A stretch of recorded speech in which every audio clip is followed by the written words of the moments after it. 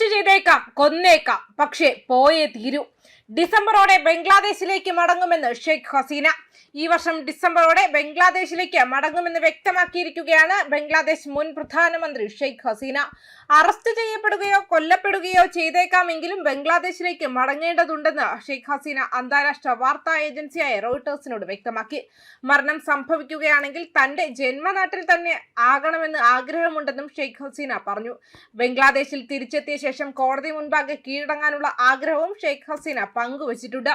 ഞാൻ തിരിച്ചെത്തുമ്പോൾ അവർ എന്നെ അറസ്റ്റ് ചെയ്തേക്കാം, ഒരുപക്ഷെ കൊന്നേക്കാം, എങ്കിലും എനിക്ക് പോയേ തീരൂ. എന്റെ പാർട്ടി നേതാക്കളും പ്രവർത്തകരും കടുത്ത അടിച്ചമർത്തലുകൾക്ക് ഇരയായിക്കൊണ്ടിരിക്കുകയാണ്. മരണം വരികയാണെങ്കിൽ എന്റെ മാതാപിതാക്കൾ അടക്കം ചെയ്യപ്പെട്ട അവരുടെ ചോര വീണ എന്റെ സ്വന്തം മണ്ണിൽ വെച്ച് അത് വരണമെന്നാണ് ഞാൻ ആഗ്രഹിക്കുന്നതെന്നും ഷെയ്ഖ് ഹസീന പറഞ്ഞു. തനിക്കൊപ്പം മറ്റ് അവാമി ലീഗ് നേതാക്കളും ബംഗ്ലാദേശിലേക്ക് മടങ്ങുമെന്നും ഷെയ്ഖ് ഹസീന വ്യക്തമാക്കി.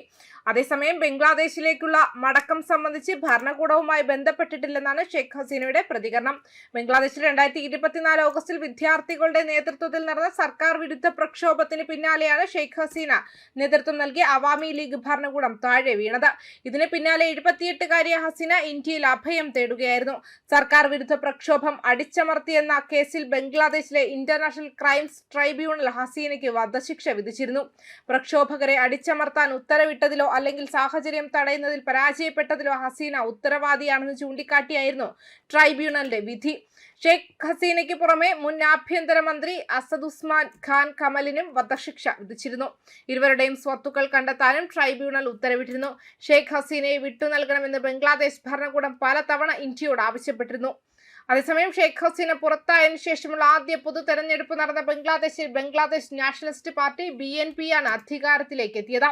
കേവല ഭൂരിപക്ഷമായ 151 കടന്നതോടെ BNP ജയം ഉറപ്പിച്ചത്. നിലവിൽ 158 സീറ്റുകളിൽ BNP വിജയിച്ചു.